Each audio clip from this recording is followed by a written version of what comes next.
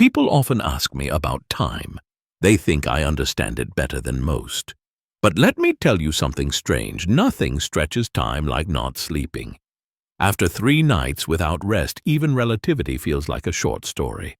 I wanted to know, truly know, what happens to the human mind and body if we don't sleep. Not for a night, not for a weekend, for 30 days.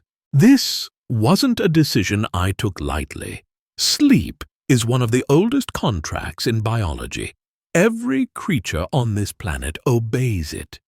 So why try to break it? Because curiosity is louder than comfort.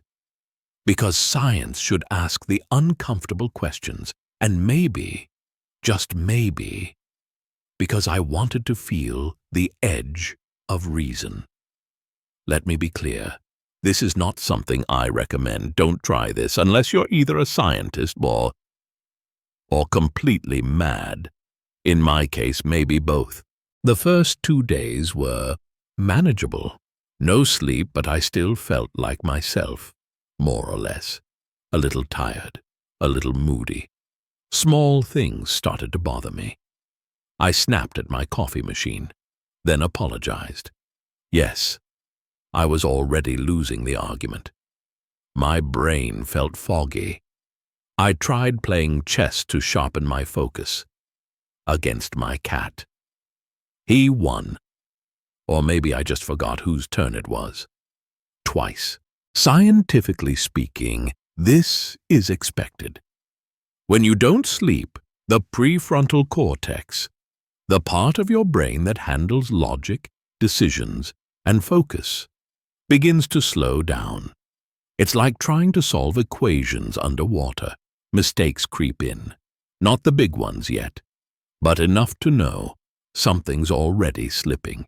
By day 3, reality started to lose its sharp edges. My thoughts wandered.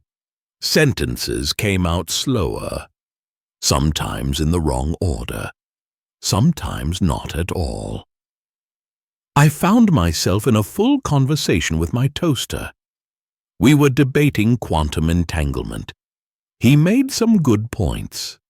I think I lost the argument again. These weren't just dreams. I was fully awake. At least I thought I was. But the brain was starting to break the rules. Here's what happens. When you go too long without sleep, the brain starts shutting down small regions for short moments. It's called microsleep.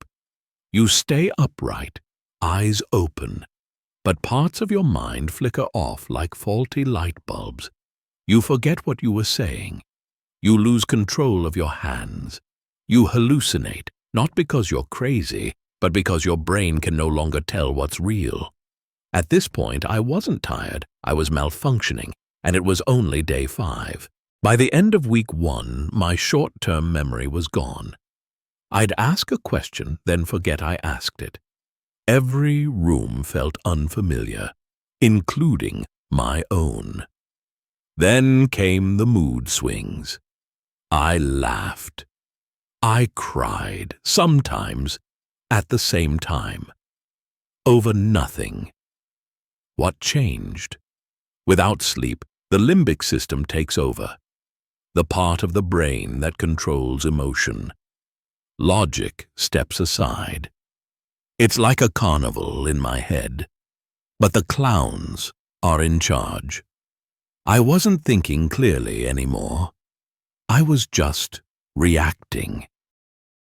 By the second week, I started getting sick. Sore throat, cold chills, even small cuts took longer to heal.